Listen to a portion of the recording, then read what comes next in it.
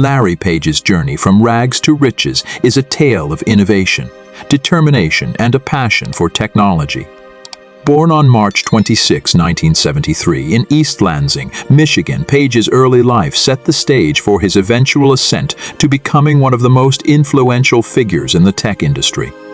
Page's interest in computers was evident from a young age. His father, Carl Victor Page Sr., was a computer science professor at Michigan State University, which likely contributed to Page's exposure to technology. He attended a Montessori school where he was encouraged to explore his curiosity and develop a love for learning, qualities that would serve him well in the years to come. Page's journey truly took off when he enrolled at Stanford University in 1991 to pursue a degree in computer engineering. It was during his time at Stanford that he met Sergey Brin, another brilliant mind with a passion for technology. The two shared a vision for organizing the vast amount of information on the internet, and this shared vision would eventually lead to the creation of Google. 1996, Page and Brin began collaborating on a research project that aimed to develop a better way to search the internet. This project laid the foundation for what would later become Google's revolutionary search algorithm. Their algorithm, known as PageRank, analyzed the links between websites to determine their relevance, an approach that was groundbreaking at the time. Despite facing skepticism from some academics and potential investors, Page and Brin were undeterred. In 1998, they officially launched Google in a friend's garage.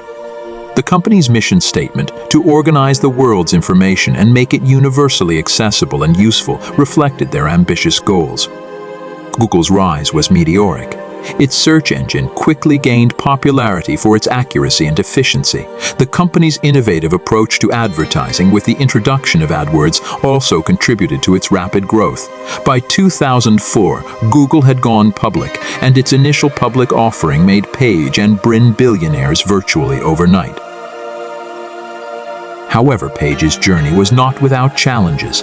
As Google expanded its services and reach, it faced criticisms and controversies related to privacy concerns and issues of monopolistic behavior. Page, along with Brin and their team, navigated these challenges by emphasizing transparency, user control, and continuous improvement of their products and services. Page's leadership style was characterized by his focus on long-term goals and his willingness to take risks. Under his leadership as CEO, Google diversified its offerings, venturing into areas such as Android, YouTube, and self-driving cars. These ventures showcased Page's innovative thinking and his desire to impact various aspects of technology and society.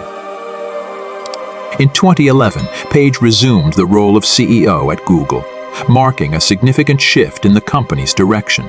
He prioritized streamlining Google's products and fostering a culture of innovation. This reorganization led to the creation of Alphabet Inc.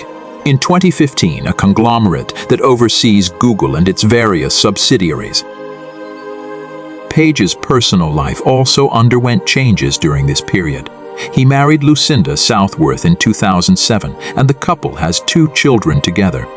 While Page remained committed to Google's mission, he increasingly stepped back from day-to-day operations, focusing on more ambitious projects within Alphabet's moonshot division, such as Google X. Larry Page's journey from a computer-savvy child to a tech magnate has been nothing short of remarkable. His ability to envision the future of technology, coupled with his determination to bring his ideas to life, has left an indelible mark on the world. While his transition to a more private life in recent years has reduced his public presence, his legacy as a co-founder of Google and a visionary in the tech industry endures. I have a story about following dreams, or maybe, more accurately, it's a story about finding a path to make those dreams real. You know what it's like to wake up in the middle of the night with a vivid dream? And you know how if you don't have a pencil and pad by the bed, it will be completely gone by the next morning. I had one of those dreams when I was 23. When I suddenly woke up, I was thinking, what if we could download the whole web and just keep the links? And I grabbed a pen and started writing. Sometimes it's important to wake up and stop dreaming. I spent the middle of that night scribbling out the details and convincing myself it would work. Soon after, I told my advisor, Terry Winograd, it would take a couple of weeks for me to download the web. He nodded knowingly, fully aware it would take much longer, but wise enough not to tell me. The optimism of youth is often underrated. Amazingly, at that time, I had no thoughts of building a search engine. The idea wasn't even on the radar. But much later, we happened upon a better way of ranking, and we made a really great search engine, and Google was born.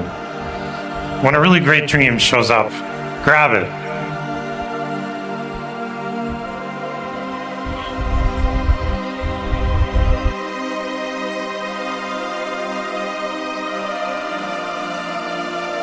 When I was here at Michigan, I'd actually been taught how to make dreams real. I know it sounds funny, but that is what I learned in a summer camp converted into a training program called Leader Shape. Yeah, we got a few out there. Their slogan is to have a healthy disregard for the impossible. That program encouraged me to pursue a crazy idea at the time. I wanted to build a personal rapid transit system on campus to replace the buses. Yeah, you're still working on that, I hear. It was a futuristic way of solving our transportation problem. I still think a lot about transportation. You never lose a dream. It just incubates as a hobby. Many things people labor hard to do now, like cooking, cleaning, and driving, will require much less human time in the future. That is, if we have a healthy disregard for the impossible and actually build the solutions. I think it is often easier to make progress on mega ambitious dreams. I know that sounds completely nuts, but since no one else is crazy enough to do it, you have little competition. In fact, there are so few people this crazy that I feel like I know them all by first name. They all travel as if they are pack dogs, and they stick to each other like glue. The best people want to work on the big challenges. That is what happened with Google. Our mission is to organize the world's information and make it universally accessible and useful. How can that not get you excited?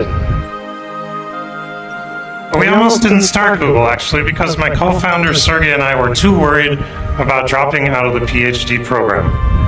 None of you have that issue, it seems. You are probably on the right track if you feel like a sidewalk worm during a rainstorm. That is about how we felt after we maxed out 3 credit cards buying hard disks off the back of a truck. That was actually the first hardware for Google. Parents and friends, more credit cards always help. What is the one-sentence summary of how you change the world? Always work hard on something uncomfortably exciting.